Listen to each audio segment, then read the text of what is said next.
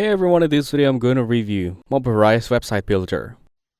Mobirise is a free offline website builder designed for beginners who want to create simple and modern websites without any coding. It's a desktop app that works on Windows and Mac, allowing you to build your site by dragging and dropping pre-designed blocks like images, tags, buttons, and menus. The interface is user-friendly and great for personal projects, portfolios, small business sites, or landing pages. All websites created with Mobirise are mobile-friendly, meaning they automatically adjust to display well on phones and tablets. You can also choose various themes and extensions, some free and others paid, to customize the look and features of your site.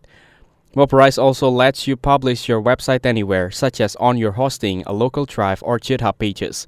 While it's simple and effective, it has some limits, like lacking built-in blocking or e-commerce tools unless you pay for premium add-ons. Some users also mention that the design options can feel restrictive over time.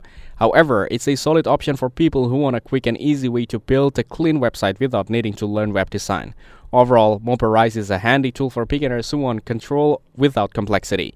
Thank you everyone for watching this video. Hope you get some value. Make sure to like the video and subscribe. Goodbye.